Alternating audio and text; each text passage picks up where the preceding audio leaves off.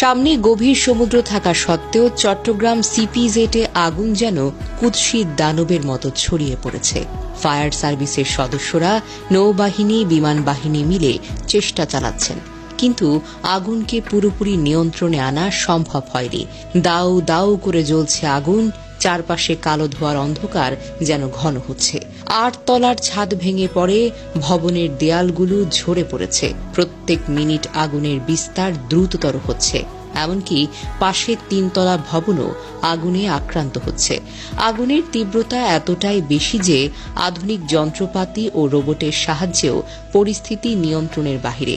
চারপাশে গরমের তীব্র ঢেউ, কেঁপে ওঠা ভবন, বিস্ফোরণের দম বন্ধ করা শব্দ, সব মিলিয়ে যেন এক ভয়ঙ্কর বাস্তবতা। সিপিজেডের 700 শ্রমিক নিরাপদে সরিয়ে নেওয়া হলেও আগুনের দাপট এবং ধোঁয়ার ঘনত্ব পরিস্থিতিকে আরও বেশি বিপজ্জনক করে তুলেছে। ধার্য পদার্থের আধিক্য, পানির চাপের সীমাবদ্ধতা, সব মিলিয়ে এই আগুন যেন এক ভয়ঙ্কর ভয়ালো দানব, যা এক মুহূর্তেই সব কিছু ছড়িয়ে দিতে পারে। জানা যায়, চট্টগ্রামের সিপিজেড এলাকায় দুপুর 2টার দিকে যেন নরকের দরজা খুলে গেল। 5 নম্বর সড়কের একটি 7 তলা ভবনের 7 তলায় গুদাম থেকে উঠে এলো লেলিহান আগুনের শিখা। এমন তীব্র, এমন ভয়ঙ্কর যে চট্টগ্রামের মানুষের চোখে ধুলার মতো ঘুরে বেড়াচ্ছে এখনো সেই দৃশ্য। ভবনটি ছিল চিকিৎসা সরঞ্জাম এবং টুপি তৈরির কারখানা, যেখানে প্রচুর সুতা, কাপড় এবং ধার্য পদার্থ জমা ছিল। এই ধার্য উপাদানগুলো যেন আগুনকে একটা অদম্য মানবে পরিণত করেছে। লেলিহান শিখা ছড়িয়ে পড়েছে নিচতলা থেকে উপরে, 9 তলা পর্যন্ত পুরো ভবনটাকে গিলে খাচ্ছে আগুনের জ্বালা। প্রত্যক্ষদর্শীরা বলছেন, প্রথমে Adams cap and textile limited কারখানার 7ম তলায় শুরু হলো আগুনের সূত্রপাত, কিন্তু মাত্র কয়েক মিনিটের মধ্যে সেই শিখা ছড়িয়ে পড়ল পুরো ভবনে। কালো ধোঁয়ার মেঘে আকাশ ঢেকে গেল, তাপের তীব্রতায় যেন বাতাসও পুড়ে যাচ্ছে। ফায়ার সার্ভিসের কর্মীরা কাছে যেতে পারছেন না এই প্রচণ্ড রকমের তাপে। তারা দূর থেকে পানি ছিটিয়ে লড়াই করছেন, কিন্তু আগুনের লেলিহান জিহ্বা যেন তাদের চ্যালেঞ্জ করছে।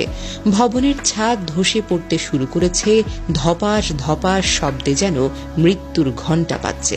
লেলিহান শিখা আরো উঁচুতে উঠছে, যেন চট্টগ্রামের আকাশকেও চ্যালেঞ্জ করছে। এই অগ্নিকাণ্ড, এই ভয়াবহ যুদ্ধে ফায়ার সার্ভিসের 23টি ইউনিট সার্বিক ক্ষেপে লড়াই করছে। তাদের সাথে যোগ দিয়েছে বাংলাদেশ নৌবাহিনীর 4টি অগ্নি নির্বাপক ইউনিট এবং বিমান বাহিনীর ফায়ার ইউনিট। আইন শৃঙ্খলা রক্ষা এবং উদ্ধার অভিযানে সেনাবাহিনী, বিজিবি এবং পুলিশের সদস্যরা রয়েছে। কিন্তু এত বিশাল বাহিনী সত্ত্বেও আগুনের এই লেলিহান শক্তির সামনে সবাই যেন অসহায়। ভবনটিতে 2টি কারখানা ছিল, অ্যাডামস ক্যাপস অ্যান্ড টেক্সটাইলস এবং চীনা মালিকানাধীন জিহং মেডিকেল কোম্পানি লিমিটেড। 5 তলায় চলছিল জিহং মেডিকেলের কার্যক্রম।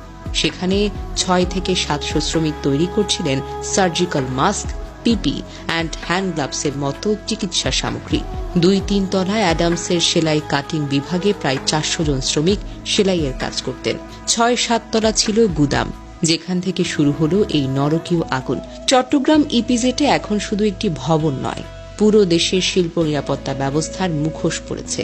আগুনের তাপে শুধু ইট গাঁথনি নয়, আমাদের অবহেলা, প্রস্তুতির অভাব আর দায়িত্বহীনতাও ভস্মীভূত হচ্ছে।